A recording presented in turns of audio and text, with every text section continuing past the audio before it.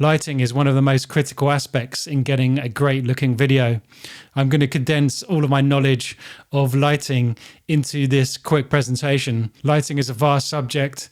There's no way we can cover everything here, but what I've done is compress all of my knowledge, so hopefully you only have the essential details to go ahead and make your purchases to set up your studio like mine.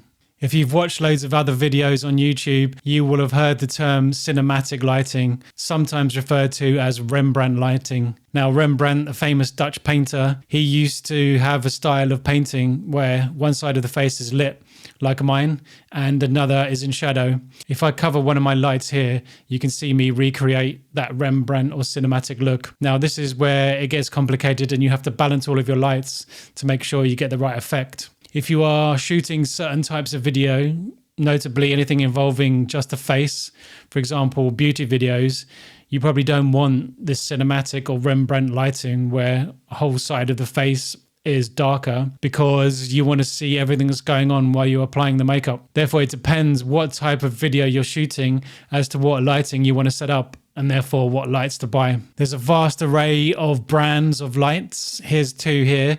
Godox and Amaran. I've also got lights by Aperture.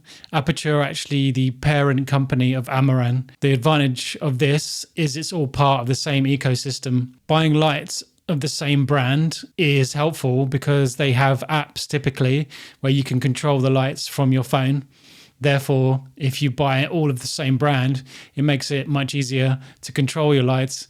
Otherwise, you're potentially going to have to go into the app for one set of lights, close that, open another app to control your other lights. For me, I just buy either Aperture or Amaran lights because I can control them all with the same app. This is the name of the app I use, Sidus Link, which is the official app for Aperture and Amaran lights. So I can control all of my lights off a single app. Let's remind ourselves of all the critical lights in setting up our scene. We've got the fill light, we've got the key light, practical, background, and rim or hair light. The key light is the main light here.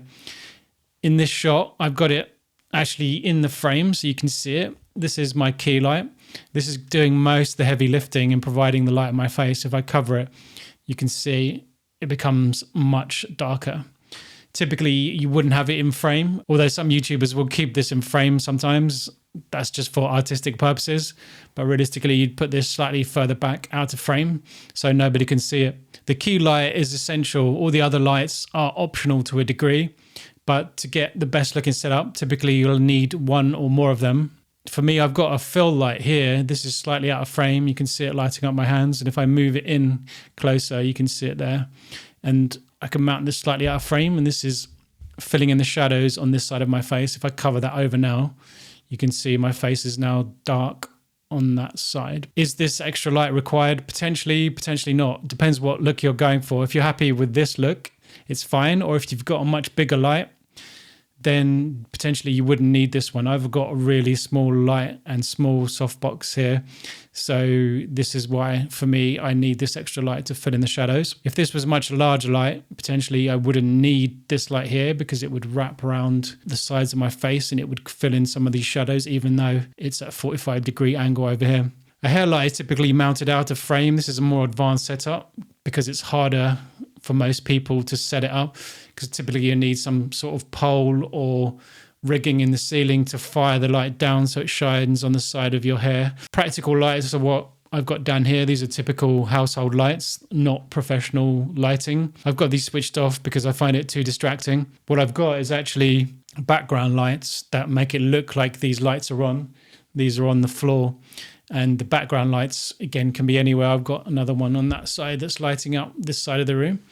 And it's just under my shoulder. In summary, the key light is essential and all the other lights are optional.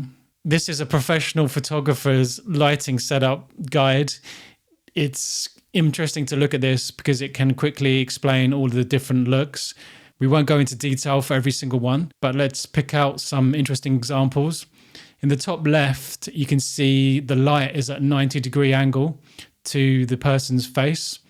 Well, it's actually her face is turned to the side. So if I can probably recreate this, but if I do that, you can see her face is turning and the light's here. So it's casting a very harsh shadow. Not something we typically do for a talking head. You'd stare straight at the camera. But if I was to move this to 90 degrees, I'd get a similar effect because this side of my face would cast even more of a shadow on the right side of my face, and therefore it would look even more dark and there'd be less light here.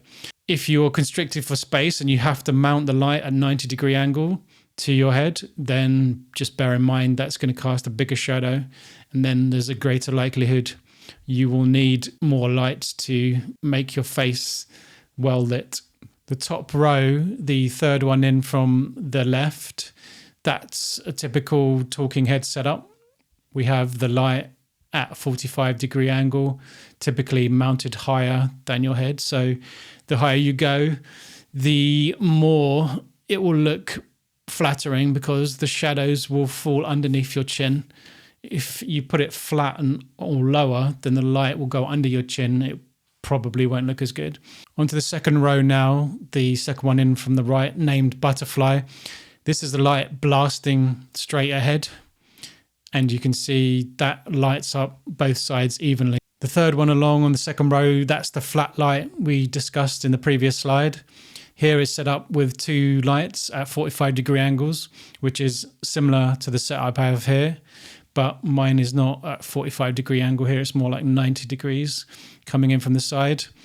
And I don't have the lights of the same intensity as discussed, so that gives it that more cinematic look.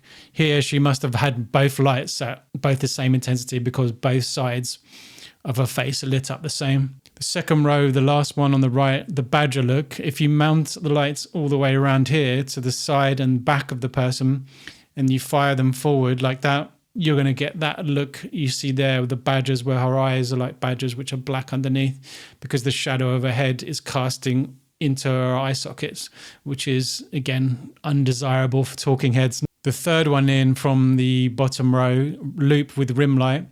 You can see there they must have mounted a light high up. If you look at the right side of her head, it's in shadow, but it has a white line that adds that extra little bit of detail and cinematic look to the side of her head. Let's quickly summarize all the lights you need then. The key light is mandatory. You can't do anything without this. If I cover this, there's just nothing doing any of the heavy lifting, so we go dark. The fill light is optional depending on what the size of your light is and various other factors. If I cover this over, I can go for that really super cinematic look, but it's a little bit too dark for me, so I have a fill light. For me in this setup, it's mandatory. If I put a bigger softbox in here, which I have, then potentially I wouldn't need this. Hair light is optional. It probably would look better if I did have a hair light firing on the top of my head and lighting up my hair. Background lights, again, depending on how you've set up your scene and how many other lights are shining, that is optional also. For me, if I cover both these lights as much as possible, then you can see the room would be pretty boring and dark without. Then practical lights, again, these are optional. If you've got something around the house that's cool, that's not too overpowering, then you can set it up behind you and switch them on. The next critical part of lighting are modifiers. Modifiers is the technical term for the items you put on your lights. There's so many different types of modifiers. We won't go through all of them. In the top right here, we've got a softbox. That's typically the most popular. You've got parabolic softboxes, which are that kind of shape. You've got octagonal, which obviously have 8 sides. You've got square and rectangular ones, like the one you see there on the left. There's one critical rule to get right in order to understand how soft the light is on your face. The larger the light source relative to your subject, the softer the light will be. 2 things that matter: the actual size of the source.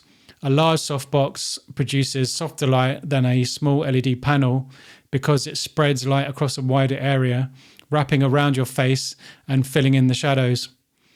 Distance from the subject. Here's the crucial bit. As you move light further away, it becomes effectively smaller relative to you. A 60 centimeter softbox right next to your face is a large source. That same softbox 3 meters away becomes a tiny point of light relative to your face, producing harder shadows. This diagram demonstrates the size of the light source versus how soft it is. In the top left, we've got a light with just a reflector on it, which is a metal ring. And as you can see, he's got a small harsh light in his face. Next up is a small light dome softbox. Here, the light will be slightly softer. And then you've got a light dome, a medium light dome, a large light dome, and an XL.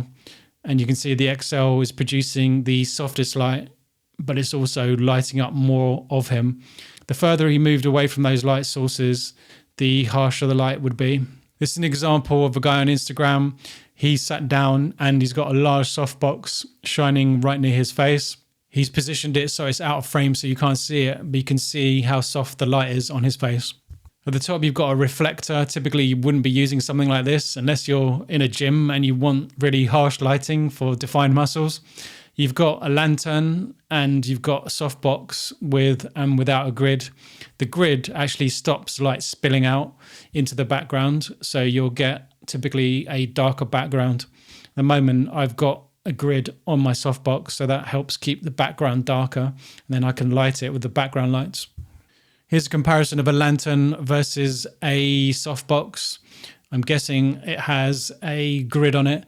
The lantern is producing nice soft light, but it's spilling light all over the rest of the room. And then the light dome is less soft, but it's able to control the light better, and you've got a darker background. This is what a softbox grid looks like. Honeycomb egg crate is sometimes called. And you simply attach it to the inside of your softbox and it will give you more directional light. Here's another example of what a softbox looks like with and without a grid. You can see on the left with no grid, the light is spilling over the person's face more and onto the background. And with the grid, there's less light spilling around onto the left side of the face and on the background. The niche you're in will dictate your lighting choices. We're going to go through some niches now and the typical light setups used. For beauty and makeup, you might have a large softbox or a ring light positioned front on for shadow-free coverage. If you're in the fitness industry, you want harder light sources at 45 to 90 degree angles to create shadows that define muscle contours. For finance and business, tends to be more conservative. You'd have your standard 3-point setup with a soft key light at 45 degree angles. For tech or any kind of product videos, you'd have a large diffuse source to minimize glare on screens and glossy products. The best source of that would typically be natural light with net curtains or similar, but using natural light can be fraught with issues, especially if you are using manual camera settings. Typically, you want to use artificial light to control the light on the scene. Cooking and food, again, you want soft directional light or backlighting to create texture.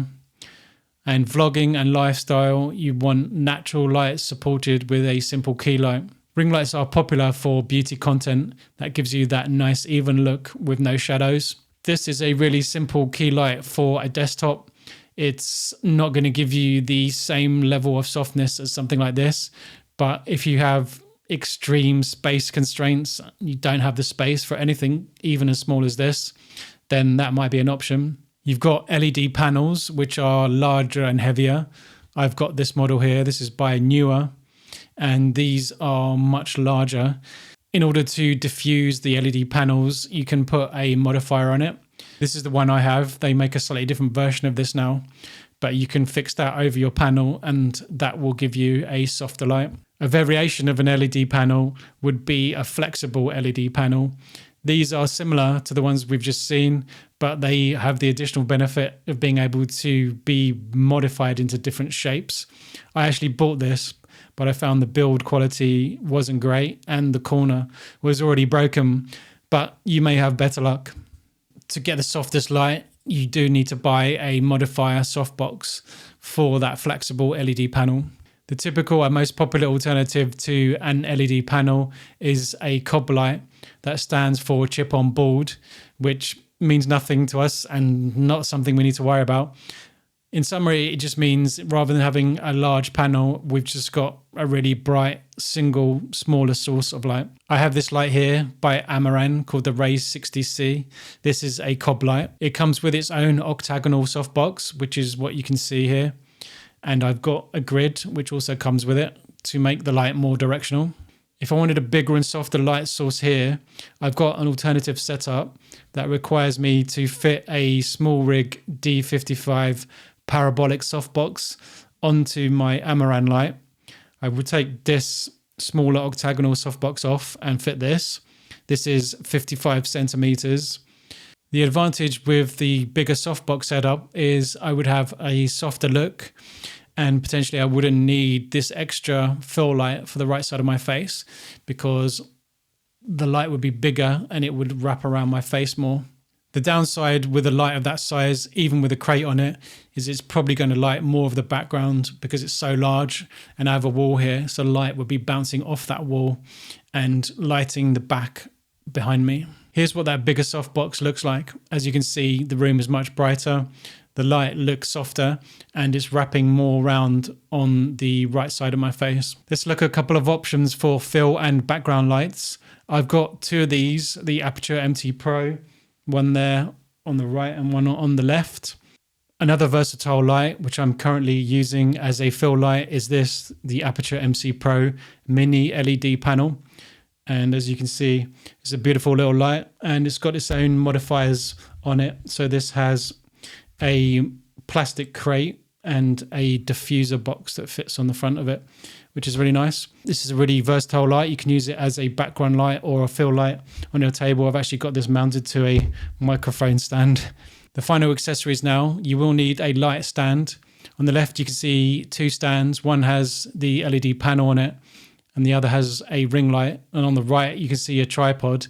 Don't make the mistake of buying a tripod and trying to put a light on it. Tripods are meant for cameras, not for lights. This is the light stand I'm currently using. It's the Manfrotto 1051 BAC Compact Stand Mini. One thing to note with light stands is the weight limit. Now, typically, they will easily be able to cope with a light and a softbox. But if you start putting heavier things on there, then there's a risk they will tip over. That's what I noticed as soon as I put my big softbox on and raised the light up in the air. It felt like it could easily tip over. I've recently invested in one of these. These are counterweights. And as you can see, you put them at the bottom of the stand. You can use sandbags, but I thought they sounded really messy and they had a potential to leak. It's worth the investment. Mine cost about £50 and I've attached it to the base of my stand. 4 kilos is probably a little bit excessive for my setup. I probably could have got away with 3 of these 1 kilo ones, but I thought I'd better be safe than sorry. Right, let's summarize everything in one final table. On the left, we've got the purpose, what we're going to use the light for, the type of light, the name of it, the modifier you might need, what space is needed to actually get it set up, and the cost. First is a key light, a cob light, which is what I have here, the Amaran Ray 60C. It's got a octadome softbox. The space needed is very small and it costs about £200. Next is another key light configuration, type cob. Again, we're using the Amaran Ray 60C that I've got here, but this time we're going to attach the small rig D55 softbox to it. I've got the 55 centimeter one. They make a 65 and 90, but bear in mind with a small light like this Amaran Ray, it may not cope very well with extra weight on the front of it. Some of those bigger softboxes are designed for pro level lighting. Personally, I wouldn't go larger than 55 in the space I have because I just don't have enough space. But bear in mind, yeah, with those smaller and cheaper lights, you may not be able to fit those big softboxes onto it. You've also got to bear in mind the bigger softbox will have more weight and more likelihood of it tipping over on the light stand. So it's even more important that you build counterweights into your light stand setup. The space needed for this is more in the small to medium range, cost around £270. Next, a key light setup using an LED panel. So I've got the newer LED Studio Light 660s, they're called. I've got a softbox for those LED panels. Again, the space is similar to what's needed here, small to medium, and the cost is around £150. Is there much difference between the quality of light you're going to get from a softbox and a cob light versus an LED panel? In my experience, there's very little difference between the two setups. The LED panel is bigger, but the diffuser you need is slightly smaller because the LED panel isn't as harsh as a cob light, whereas the cob light itself is smaller than LED panel, but then in order to get the diffusion, you need a bigger softbox. So it's kind of swings and roundabouts. You lose and gain in different areas. For a fill light, if you want to fill in one side of your face, you can go with something like the MC Pro Mini that I've got here. It's just slightly out of frame. You could also use one of those aperture tube lights, but bear in mind that will be bigger and it will potentially light up more of your body, not just your head. For the MC Pro, the modifiers come with it, so you don't need to worry about buying them. The space you need is really minimal, so not really applicable, and they cost about £160. For background or fill lights, you've got the tube light, like the Aperture MT Pro. They do have their own modifiers, actually. They've got little grids that you can put over them to make the light more directional. The space you need, they are very small as well, so you don't need much space.